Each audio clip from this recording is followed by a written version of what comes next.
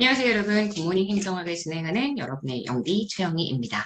자, 우리 오늘 화요일 영상이고요. 2주차의 두 번째 주제입니다. 정보 실패인데, 어제 했었던 규제에 대한 부분은 진짜 양이 많았잖아요. 근데 오늘 하는 정보 실패는 양이 좀 작습니다. 그래서 뒤에 있는 공공 부분의 민간화까지 같이 해볼까라고 생각을 했는데, 뭔가 그래도 하루에 주제 하나씩 완료하는 느낌이 있으면 좋겠다 싶어서요. 오늘 7차 수업, 저희 화요일 수업은 조금 짤막하게 정리가 될 것 같습니다.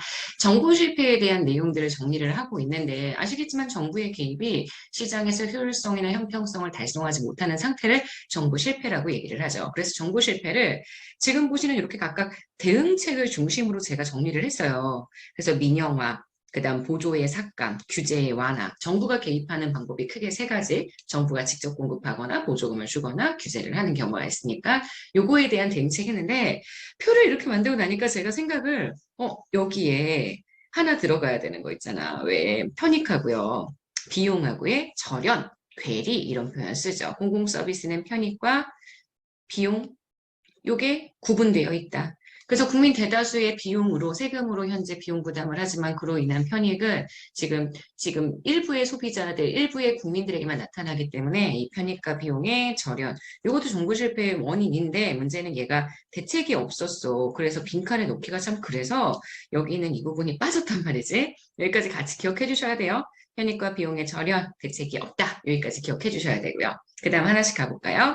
자, 민영화가 대응책이 될 수 있어요. 민영화가 대응책이 되는 건 관료들이 너무 자기들의 목표만, 자기들의 사적 목표만 설정하는 것의 문제점에 대한 대응책이니까 요거는 사적인 목표의 설정 이렇게 들어갈 거고요. 자, 그 다음 지금 봤더니 민영화도 보조 삭감도 규제 완화도 모두 다 대책이 될 수 있대. 이 세 가지가 모두 대응책이 되는 거는요. 정부가 독점적인 지위를 누군가에게 줬을 때 정부가 정부 조직이기 때문에 혹은 정부가 보조금을 줬기 때문에 혹은 정부가 규제를 통해 누군가 다른 기업이 반사적인 이익 다시 얘기해서 지대를 추구할 수 있도록 만들어서요. 그것 때문에 독점적인 지위를 주는 경우도 있거든요. 그래서 여기 들어가는 것이 바로 X의 비효율성. 독점적인 지위 때문에 정부의 조직이 가지고 있는 그런 구조적인 문제 때문에 경쟁자가 없다는 것 때문에 비효율성이 알 수 없는 비효율성이 나타나서 과다 생산해주게 되면 이게 X의 비효율성입니다.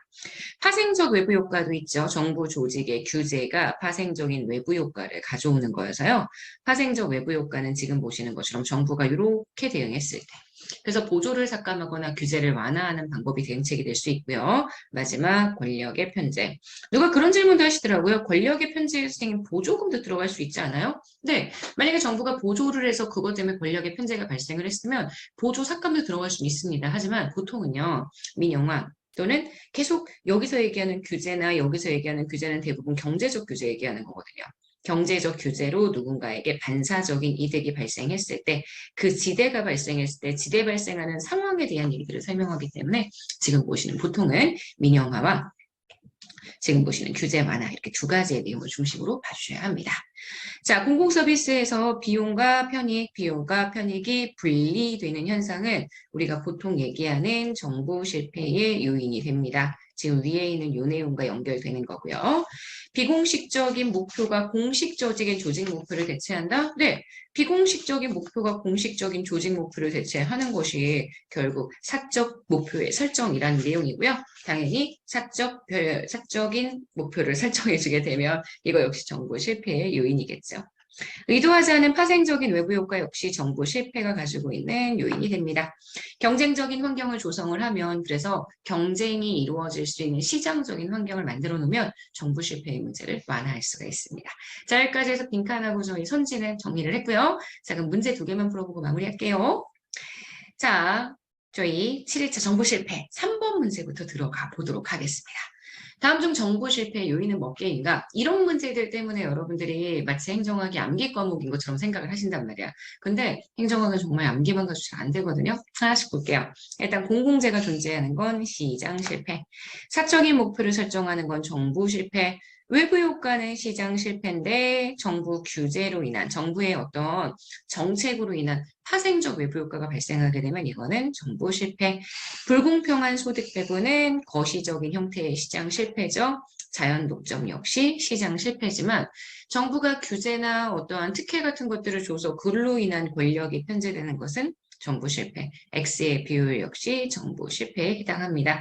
정부 실패에 해당하는 내용들 총 4가지가 되기 때문에 정답은 2번이고요. 자, 4번 갈까요? 다음 중 시장 실패 또는 정부 실패를 야기하는 원인, 그에 대한 정부의 대응.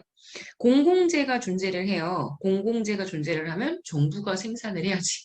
정부의 보조사 과목은 전혀 어울리지 않는데 정부의 비대칭성이 나타났어. 그러면 정부는 정부의 비대칭성이 발생하는 영역에서 규제를 하거나 정부를 오픈하는 기업에게 보조금을 지급한다. 이랬죠.